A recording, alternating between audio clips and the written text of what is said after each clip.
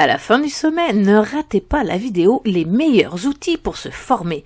Dans cette vidéo, je vous donne clé en main la liste des meilleures formations, des meilleurs spécialistes et même des meilleurs livres du moment. Je vous donne aussi de nombreux sites web et pas mal d'outils à utiliser. Vous pourrez d'ailleurs télécharger cette liste au format PDF et profiter des réductions offertes par certains des participants. N'oubliez pas que vous aurez accès au replay de ce sommet gratuitement et en tout temps sur l'une de nos chaînes. Et enfin, pensez à nous suivre sur Twitter pour encore plus de contenu. Allez, bon sommet!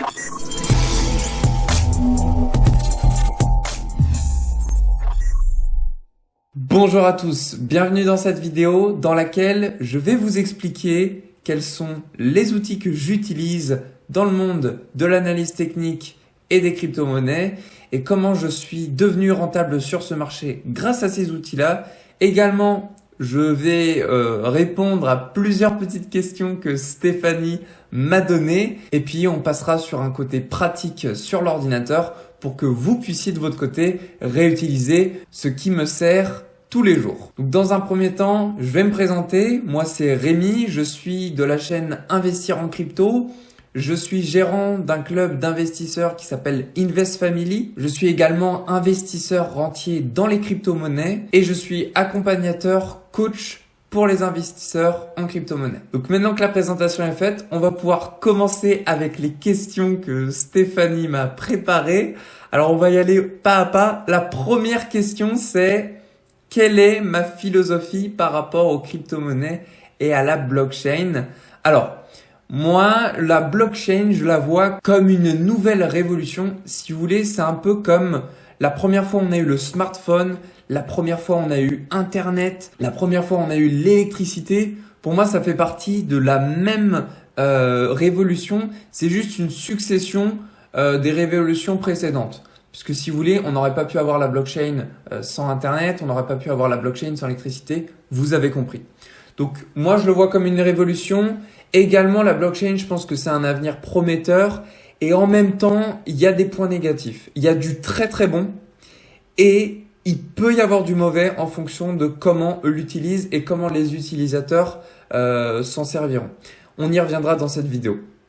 Ensuite, par rapport aux crypto-monnaies, je pense que c'est magique depuis 2017 où on a eu énormément de projets qui se sont démocratisés. Au début, on avait que le Bitcoin qui nous permet aujourd'hui de ne plus dépendre d'un système centralisé comme les banques, je cite Crédit Mutuel, je cite Crédit Agricole, bref, vous connaissez les banques en France, c'est pareil n'importe dans quel pays, une banque est centralisée, vous y mettez votre argent, le jour où la banque s'effondre, vous n'êtes pas du tout serein avec vos investissements. On a d'ailleurs pu l'observer suite à quelques mois en arrière, par exemple quelques mois en arrière, la Russie où la plupart des personnes ayant vu le rouble s'effondrer s'acharnaient tous pour aller retirer leur épargne directement aux banques physiques. Est-ce que je vois un avenir pour la blockchain et les crypto-monnaies?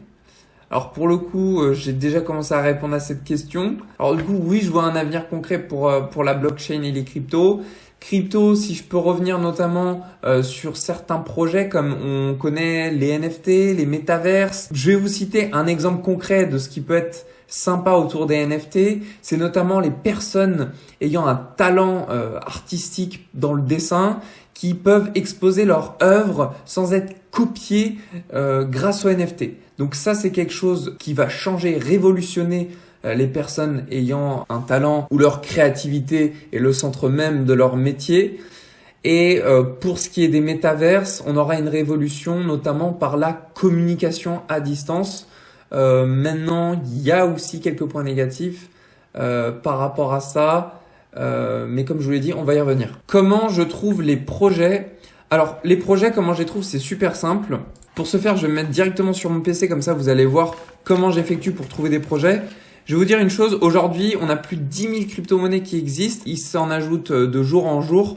Et sachez une chose, c'est que parmi ces 10 000 cryptos, il y a probablement 7 000, ce sont des scams ou du troll. Enfin, si vous investissez dessus, vous risquez pas de gagner grand-chose. Donc, pour trouver une bonne crypto-monnaie, comment faire, sachant qu'il y a beaucoup trop de projets et chaque projet, pour vraiment connaître l'équipe, etc. derrière, il faut avoir, je pense, 8 à 10 heures de recherche pour bien faire les choses. Donc, chose que je n'ai pas pour 3000 cryptos qui pourraient être très sympas à investir. Donc, comment j'exécute les choses? C'est simple. Je vais regarder les portfolios, par exemple, de Coinbase Labs ou encore de Binance Labs. Et grâce à ces portfolios, donc ce sont des investisseurs qui, eux, derrière, ont une équipe qui font le tri dans les investissements qu'ils réalisent. Et par exemple, si je vais sur le portefeuille de Coinbase, et ben voilà, j'ai l'opportunité de voir sur toutes les crypto-monnaies qu'ils ont investi et puis ensuite je fais le tri parmi tout ce qui est affiché ici. Comment identifier des pépites? Alors pour le coup, par rapport à ça, il y a deux manières de faire. La première, c'est du coup de se rediriger vers les portfolios des personnes ayant des investissements déjà réalisés au préalable, comme Coinbase ou Binance. Et après, là, faut rentrer dans l'analyse technique. Ou il y a une autre manière, et ça c'est celle pour les un petit peu plus flemmards, c'est une méthode qui marche très très bien, c'est d'aller sur YouTube et de regarder ce que les YouTubeurs pensent d'une crypto. Alors, faut juste vérifier si la personne en question n'est pas sponsorisée, puisque là, vous comprenez, ça va compromettre la réalité de ses dires. Mais si vous voyez un YouTuber qui est passionné et qui partage 10 heures de travail, vous économisez 10 heures de votre temps. Et puis peut-être qu'en plus, lui a des années d'expérience dans le domaine que vous non. Alors du coup, vous gagnez même plus que 10 heures. C'est même peut-être 2 ou 3 ans de gagner. Donc voilà, vous pouvez aller sur YouTube, rechercher Crypto Pépite et puis vous faites le tri. Juste attention, comme je vous disais, à mettre de côté les personnes qui font du sponsoring. Il faut essayer de les détecter parce que des fois, on ne sait pas trop si c'est du sponsor ou pas. Comment je fais mes analyses graphiques? Je vais vous montrer direct à mon écran comment j'effectue ça. On va se mettre directement sur le Bitcoin et je vais vous montrer un exemple concret sur le long terme. Vous voyez ici, on a le graphique du Bitcoin depuis début 2013. Grâce à ça, je vais pouvoir commencer à faire mon analyse. Alors, ici, vous voyez, je vais prendre l'outil qui s'appelle le retracement de Fibonacci. J'aurai l'occasion d'y revenir, ne vous inquiétez pas dans la vidéo, je vous expliquerai ce à quoi il sert. Je le positionne comme ça. C'est en général toujours de cette manière quand je commence à réaliser une analyse long terme. Je me réfère à cette zone des 0,618 à 0,786. Alors de base, votre retracement de Fibonacci, si vous utilisez TradingView, et vous voyez juste ici, du coup, vous aurez quelque chose comme ça. Voilà. On a ce qu'on appelle la zone d'OTE, Optimal Trade Entry, ou zone de rechargement. C'est une zone sur laquelle les investisseurs vont se caler, vont se positionner pour prendre des achats sur le long terme. Donc vous voyez qu'ici, par rapport à notre zone, vous voyez des 0,618 à 26 700 $, aujourd'hui, au moment où je tourne la vidéo, le Bitcoin n'est pas rentré dans cette zone. Donc à partir de là, on peut dire que c'est peut-être pas intéressant d'investir sur le Bitcoin. C'est une manière très dégrossie de savoir si c'est un bon moment ou pas de prendre des positions. Maintenant, il y a d'autres subtilités, mais c'est principalement comme ça que je commence mes analyses, notamment pour les crypto-pépites. Quelles sont les choses importantes et les choses qui ne le sont pas? Alors, déjà, les choses qui sont pas importantes, c'est de regarder tous les YouTubeurs. Pourquoi je vous dis ça? Parce que le but, c'est que vous fassiez votre propre analyse. Si vous regardez un YouTuber qui vous dit le Bitcoin, ça va partir à la hausse, un autre YouTuber qui vous dit non, le Bitcoin, ça va partir à la baisse. Et en fait, vous allez vous mélanger les pinceaux, vous allez appliquer ce que un tel dit, mais ce que l'autre dit aussi, et du coup, vous allez devenir perdant, sans même le vouloir. Donc ce que vous pouvez faire, et la première chose que je vous invite à réaliser, c'est de vous former. Et comment faire? Eh ben, vous pouvez regarder des vidéos qui vous apprennent, comme je peux le faire sur ma chaîne YouTube, à trouver ce moyen de devenir autonome dans les analyses techniques. Et par la suite, vous n'aurez même plus besoin de savoir qu'est-ce que dit un tel sur YouTube ou qu'est-ce qu'il dit celui-ci. Vous aurez toutes les bases vous permettant d'analyser tout seul, je dis bien tout seul, la crypto-monnaie sur laquelle vous aviez investi. Donc pour résumer, ne pas accorder trop d'importance à toutes les personnes qui parlent du Bitcoin, que ce soit sur YouTube, Twitter ou en général les réseaux sociaux. Et puis quelles sont les choses importantes Je pense que les choses super importantes, c'est deux choses. La patience, car dans les cryptos, on sait qu'on peut gagner vite, mais c'est ça qui peut nous faire perdre aussi rapidement. Et la deuxième chose, c'est d'apprendre tous les jours. Apprendre. Alors je comprends que tout le monde n'a pas ce temps nécessaire pour y mettre 1 heure, 2, 3, 4 heures par jour sur les crypto-monnaies. Ça peut être redondant et en plus ça en ferait un nouveau métier. Sauf que il est super important d'être formé sur ce domaine-là parce que c'est un nouveau domaine qui fait que si on n'est pas formé sur celui-ci, on risque de perdre beaucoup. Donc avant d'être tenu au courant de l'actualité, mieux vaut concentrer son temps à se former. Quels sont mes projets favoris pour 2022 ? Alors, je n'ai pas en soi de projet favori dans le sens où il y en a beaucoup trop des projets bien. Il y en a beaucoup trop et je peux pas me focus que sur un seul projet. Il y a plusieurs projets que j'aime bien. Je peux vous en donner un parmi ceux que j'aime bien. Elrond, EGLD. C'est une crypto-monnaie où le projet derrière a un très très gros potentiel fondamentalement. Maintenant, il faut toujours, je pense, si on parle de performance, je parle de rendement ici, ce serait donc de se référer en même temps sur l'analyse technique. Car on peut très bien avoir un bon projet, mais si techniquement, de par les graphiques, on voit que c'est pas le bon moment, on pourrait probablement perdre plusieurs années d'investissement. Donc c'est pour ça que, aujourd'hui je vous parle de GLD. Je sais qu'au moment où je vous tourne cette vidéo, on est sur un moment très sympathique pour acheter. Quels sont les trucs qui facilitent la vie ? Alors, j'ai quelque chose à vous montrer qui, moi, me facilite la vie tous les jours. Il y a un outil super intéressant sur lequel on va s'attarder aujourd'hui, c'est l'outil présent sur coinanalyse.net. Cet outil permet de connaître le sentiment du marché. Et notamment, dans ce que je vous expliquerai aujourd'hui, on va se focus sur un seul graphique, ça va être celui-ci.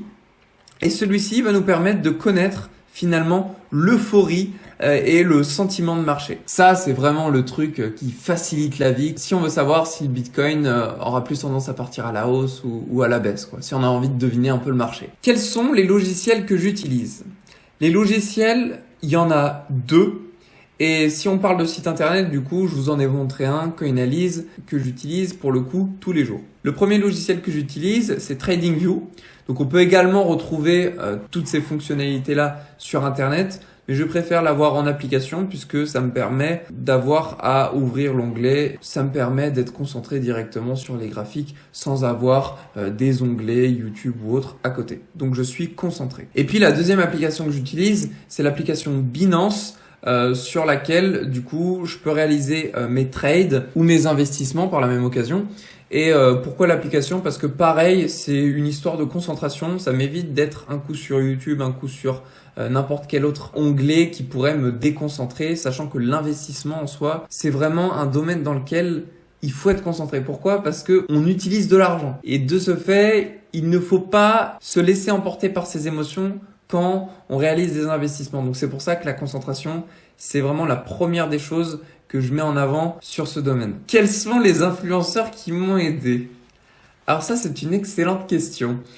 En soi, il y en a eu plusieurs. Et en même temps, les premiers investissements que j'ai faits, je vais pas vous cacher que c'était pas des bons investissements. Et c'était pas des youtubeurs qui...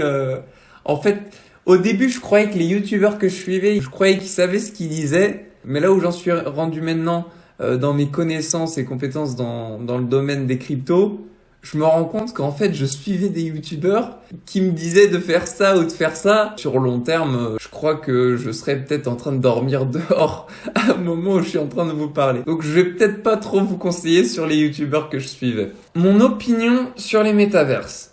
Alors, moi, ce que je pense des métaverses, c'est que c'est une excellente révolution d'un point de vue communication à distance. On pourrait y voir beaucoup d'avancées technologiques nous permettant d'avoir des découvertes, un petit peu comme smartphone. On sait que sur les téléphones, la fonction appel, c'est quelque chose de magique. Maintenant, avec les smartphones, on a la fonction de naviguer sur Internet. Avec les métaverses, on aura des fonctions supplémentaires. Ça pourra nous permettre de voir jusqu'où va la technologie. Aujourd'hui, je sais pas ce qui va se passer, mais tout comme Internet, on va être surpris de la révolution que ce sera. On aura une avancée technologique tellement poussée que on sera dans un nouveau bain, un petit peu comme vous savez avant qu'il y ait les smartphones, on était peut-être à s'asseoir sur un banc dans un parc, à lire un livre. Maintenant, on ne quitte plus son téléphone. Est-ce que il y aura de ça avec les métavers, c'est-à-dire ça va faire partie de nous tous les jours, on va vouloir revenir dans notre métaverse? Je sais pas. Maintenant, d'un point de vue négatif, c'est ce que je voulais vous dire tout à l'heure, c'est que du coup, je pense qu'à travers cette technologie, beaucoup de personnes n'aimant pas leur propre réalité vont se voiler la face, notamment ceux qui ont eu des traumatismes dans leur vie, qui n'arrivent par quelconque raison à ne pas restructurer leur équilibre de vie. À ce moment-là, je pense que c'est une mauvaise chose, oui, parce que ça aura l'effet un peu comme l'alcool, du coup, de se noyer dans un nouveau monde qui n'est pas réel. Quel est mon domaine de prédilection? Alors, mon domaine de prédilection, moi, c'est l'analyse technique. J'adore ça. Je fais ça depuis le début que j'ai commencé dans les crypto-monnaies et clairement, c'est devenu une passion aujourd'hui, donc c'est limite si je peux plus m'en passer. Alors, un truc important que je n'ai jamais dit à ma communauté, je crois que on peut se faire beaucoup d'argent avec les crypto-monnaies. Bon, en vrai, sinon, on peut aussi perdre beaucoup d'argent. On peut s'en faire beaucoup quand on apprend une formation de 10 à 15 heures, va dans votre vie, va vous impacter sur 5 à 10 ans de gagner dans un investissement. Donc, c'est pour ça que je pense qu'aujourd'hui, apprendre, c'est important. Donc, allez, c'est parti. Maintenant, je vais vous expliquer, donc, dans un premier temps, le retracement de Fibonacci, qu'est-ce que c'est? À quoi ça sert, comment je l'utilise, comment on le configure également. Dans un second temps, je vous montrerai les long short ratios, ce à quoi ça sert, pourquoi ça me permet de voir le sentiment de marché et quelle influence ça aura sur le prix d'un actif. Et pour terminer, je vous parlerai des zones d'imbalance. Je vais vous en donner un exemple à l'instant, comme ça vous allez tout de suite comprendre qu'est-ce qu'une zone d'imbalance. Vous voyez, c'est ici ce genre de choses. Vous voyez, juste là. Ça, c'est une zone d'imbalance. Et donc ça, je vous expliquerai ce à quoi ça sert et comment ça peut influer le Bitcoin à revenir par exemple sur cette zone-là. Donc dans un premier temps, le retracement de Fibonacci. Qu'est-ce que c'est que le retracement de Fibonacci? Alors retracement de Fibonacci, ça se base sur la suite de Fibonacci. Si vous voulez en savoir plus sur la suite de Fibonacci, vous pouvez taper suite de Fibonacci sur YouTube et vous avez de très belles vidéos qui vous explique ce à quoi ça correspond. Par rapport à ça, nous, le retracement de Fibonacci, à quoi ça va nous servir dans l'analyse technique? Il y a quelque chose dans Fibonacci qui s'appelle le nombre d'or. Le nombre d'or, c'est le nombre des 1,618. Pourquoi c'est le nombre d'or? Parce que dans la suite de Fibonacci, juste ici, quand on va prendre un nombre de Fibonacci, n'importe lequel, et qu'on va le diviser par son précédent, on va toujours tomber sur 1,618. Par rapport à notre retracement, vous voyez qu'on l'a pas. En revanche, c'est quand on utilise une extension de Fibonacci que là, vous voyez, on a la zone des 1,618. Donc là, c'était juste d'un point de vue pédagogique, je vous montre ça, mais on va pas s'attarder sur l'extension. Donc notre retracement de Fibonacci ici va nous permettre de déterminer des zones où on va retracer sur le Bitcoin, par exemple, d'un pourcentage à la hausse vers le bas ou du bas vers le haut. Donc comment on l'utilise? Très simple. On va prendre ici donc, je supprime pour vous montrer, sur TradingView, le retracement de Fibonacci. On va le positionner au plus bas qu'on connaît aujourd'hui, c'est-à-dire ici la zone, on va dire des zéros, puisque le Bitcoin a démarré à ces niveaux-là à peu près. On va monter jusqu'au plus haut qu'on connaît, soit la zone des 68 000 $. Je vais remettre au mode où on connaît. Là, on va pouvoir voir les retracements. Alors, les retracements, ça correspond à quoi? Ici, vous voyez marqué 0,382, 0,5, 0,618. En fait, c'est simple. Comme je vous l'ai dit, c'est un pourcentage. Donc, si je me mets ici et que je descends jusqu'au 0,5, on voit marqué un retracement de moins 50%. Si je vais au 0,618, on voit un retracement marqué de moins 61,8%. Donc c'est pour ça que le retracement de Fibonacci en soi, ce n'est que des pourcentages, mais on utilise la suite 0,382, 0,5, 0,618, 0,786, etc. Donc par rapport à ça, pour savoir, comme je vous l'ai dit précédemment, à quel moment il est intéressant d'investir à l'achat sur le Bitcoin, vous pouvez vous référer du plus bas au plus haut comme on a pu le tracer ici, et à partir du moment où le Bitcoin rentre dans cette zone 0,618, hop, je vais la prolonger, vous voyez juste ici, eh bien, on va pouvoir se dire, ok, c'est un bon investissement. En tout cas, je ne serai pas dans le regret d'avoir investi ici parce que je sais que les professionnels investissent dans cette zone-là. Voilà pour ce qui est du retracement de Fibonacci. Maintenant, on va passer sur la zone d'imbalance. À quoi sert-elle et pourquoi je l'utilise?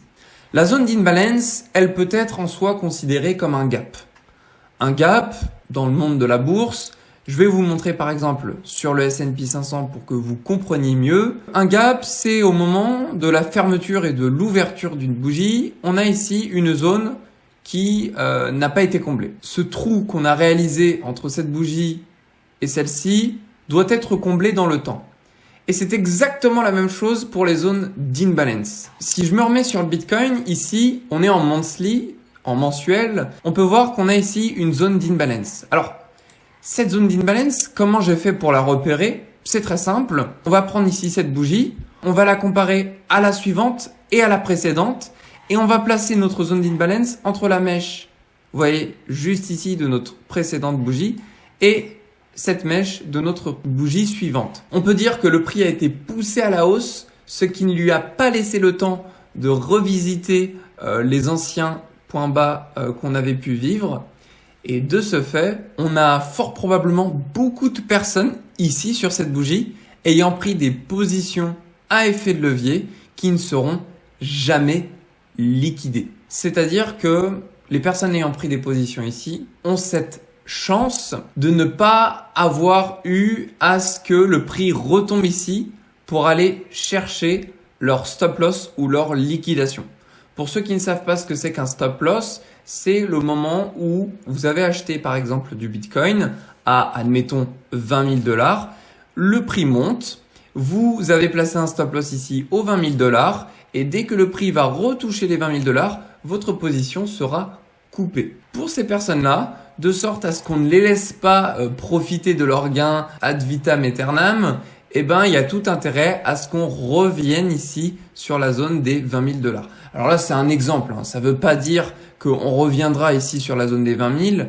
Dans la technique, c'est ce qu'il faudrait qu'on fasse, mais dans le réel, c'est pas toujours ce qu'on fait, dans le sens où si on observe un petit peu le passé, on avait une belle zone d'imbalance ici, vous voyez, qu'on a commencé à combler, mais qu'on a finalement jamais été recherché, et je doute fortement voir un Bitcoin aujourd'hui aux 1800 $, vous comprenez. Donc voilà pour les imbalances. Et d'ailleurs, imbalance en anglais, ça veut dire déséquilibre. Et donc quand on parle d'une zone d'imbalance, on parle d'une zone de déséquilibre du marché. Maintenant, je vais vous parler du long short ratio, comment je l'utilise, à quoi sert-il et comment peut-il influer le prix du Bitcoin à partir à la hausse ou à la baisse. Déjà, comment peut-on afficher le long short ratio? Le long short ratio, disponible sur Coinalyse, vous pouvez ici aller sur indicateur, vous allez chercher long/short account ratio global, vous cliquez dessus, vous avez ici votre courbe. Alors nous, ça ne nous intéresse pas. On va aller donc sur la roue crantée juste ici.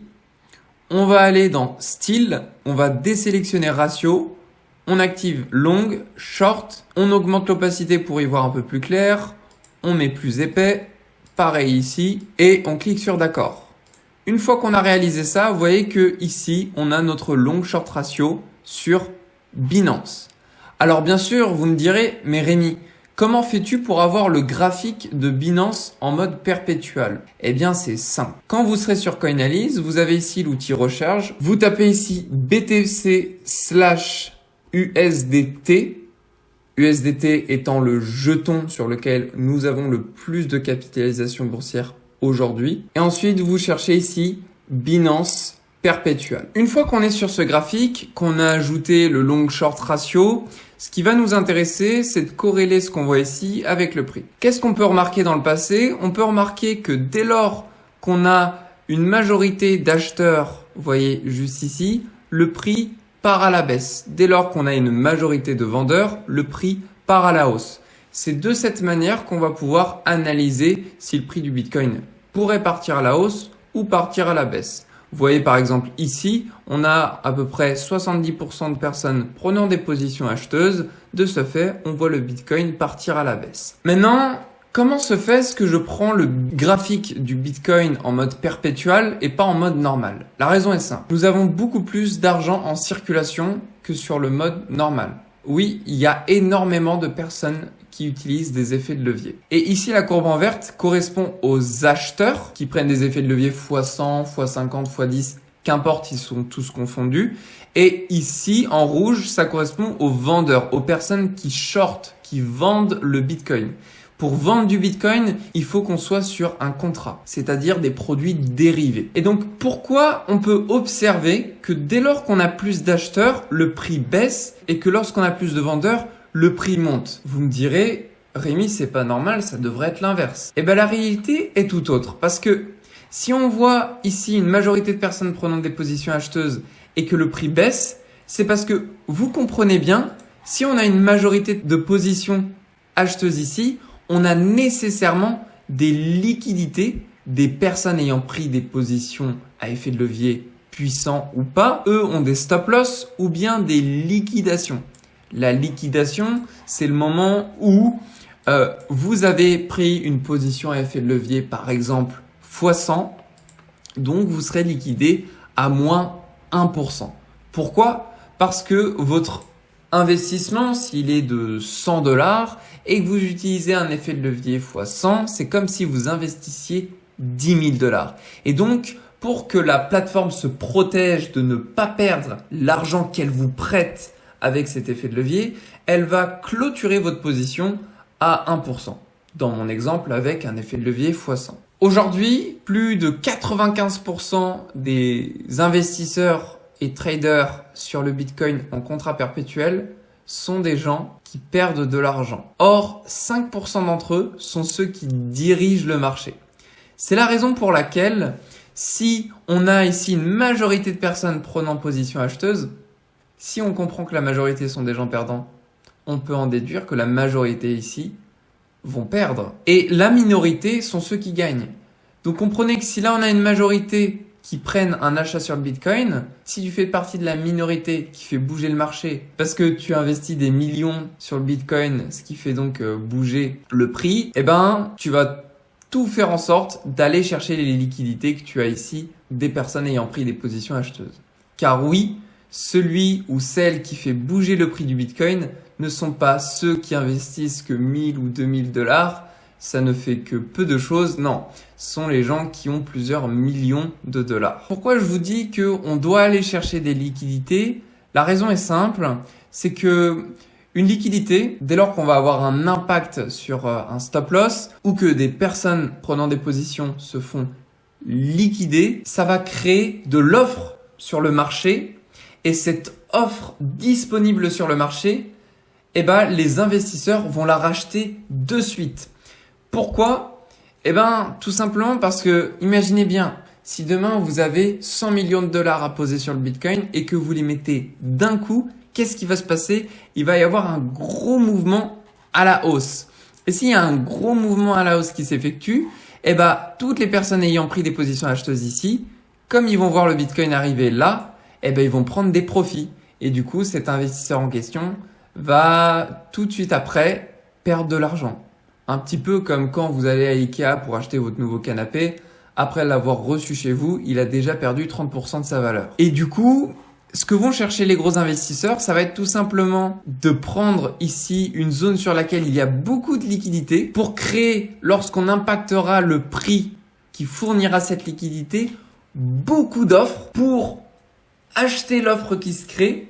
Et donc, le Bitcoin, une fois qu'il ira ici avoir l'impact sur les stop loss et les liquidations, eh ben, on pourrait avoir une légère stagnation ou une remontée du prix, tout simplement parce que les gros investisseurs viennent de racheter ce que vous venez vous de vendre sur le marché. Voilà, j'espère que ça a été clair dans les explications des 3 indicateurs que j'utilise tous les jours dans mes analyses sur les crypto-monnaies. Si vous êtes intéressé à en savoir plus et en apprendre plus sur les crypto-monnaies, investir sur des pépites, trouver, dénicher par soi-même et être autonome dans le domaine de l'investissement en crypto-monnaie, j'ai un club d'investisseurs sur lequel je t'apprends de A à Z à devenir rentable sur ce marché. Spécialement à l'occasion de cet événement du sommet, tu as accès à un code spécifique qui te permet d'avoir accès à moins 5 € sur ton abonnement à vie de notre club d'investisseurs. Donc si tu es intéressé, tu auras, je pense, un lien dans la description. En tout cas, j'espère que cette vidéo aura pu répondre à un maximum de questions,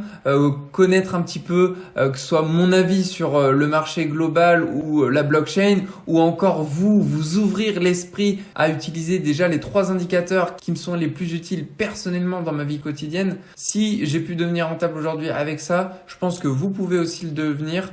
Donc je vous en souhaite de tout cœur et je vous souhaite à tous une très belle journée. Prenez soin de vous et merci à Stéphanie de m'avoir laissé participer à cet événement du sommet.